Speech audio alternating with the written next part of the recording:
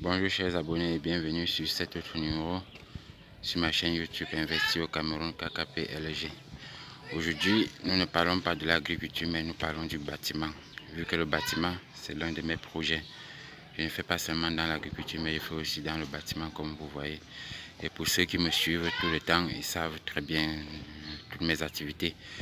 Et aujourd'hui, nous vivons dans un monde modernisé, raison pour laquelle tout ce que je fais, ou bien tout ce que moi et mon équipe nous faisons, nous pensons toujours à rendre ces choses digitales pour pouvoir aider ceux qui veulent se lancer, que ce soit dans la construction que dans l'agriculture, pour leur montrer que nous sommes sur le terrain. Nous ne sommes pas seulement sur les pages Facebook, sur YouTube, mais nous sommes également sur le terrain.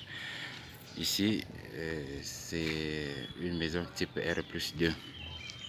R+2, c'est-à-dire qu'il y a le rez-de-chaussée ici et deux autres niveaux qu'on réalisera plus tard au-dessus, dont on aura deux dans la coulée. C'est ça qu'on appelle R+2. Aujourd'hui, je vous montre juste la façade principale parce que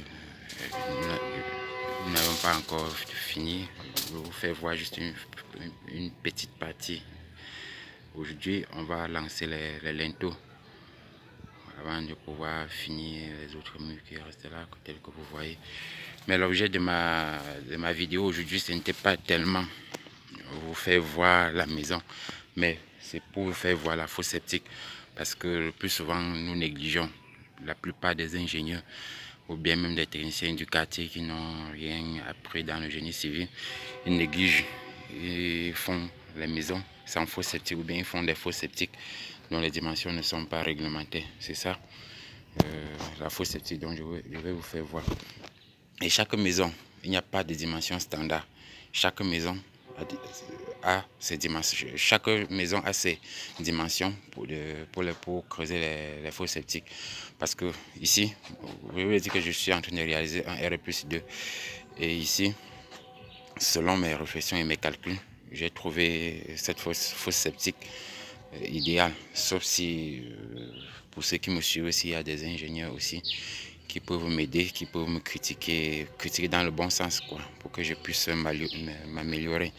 Ici, c'est une fosse septique de 18 mètres cubes. Et les dimensions, moi je ne cache pas souvent mes choses quand je fais. Les 18 mètres cubes, comment je l'ai fait pour obtenir?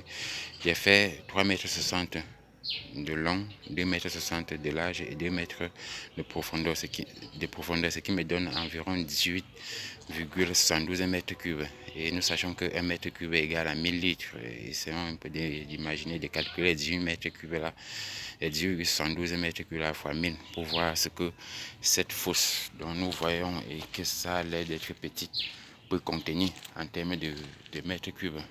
Vous voyez un peu, 18 m3 fois 1000, nous sommes à presque 18 720 litres plutôt, 18 720 litres d'eau qui peut entrer dans cette fosse.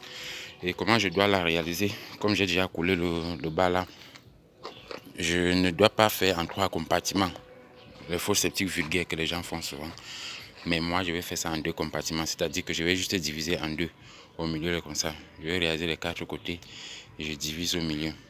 Quand je vais commencer le traçage, je ferai aussi une autre vidéo pour faire voir l'évolution. Pour celui qui veut voir la réalisation sur la phase pratique, la personne peut se connecter sur ma page Facebook Kamta Construction. Là-bas, je ferai des courtes vidéos de la réalisation et les photos pour publier là-bas, parce que je me suis rendu compte que plusieurs techniciens travaillent juste comme ça. Ils travaillent parce qu'on dit que ça ne donne pas dans mon métier, je préfère me convertir dans la maçonnerie ou bien dans le génie civil. Et on se rend compte que les choses n'évoluent pas toujours comme nous les ingénieurs nous voulons. Donc c'était un peu ça. Et merci pour ce temps que vous avez pris pour regarder cette vidéo. Je reste ouvert à toutes sortes de critiques pour m'améliorer. J'ai déjà plus de 10 ans d'expérience sur le terrain, mais en domaine de la technique, on s'attend toujours à tout. Il faut toujours s'améliorer tout le temps.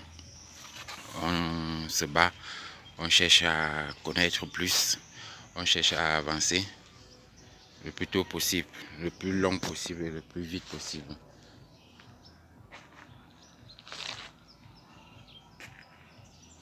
Ok.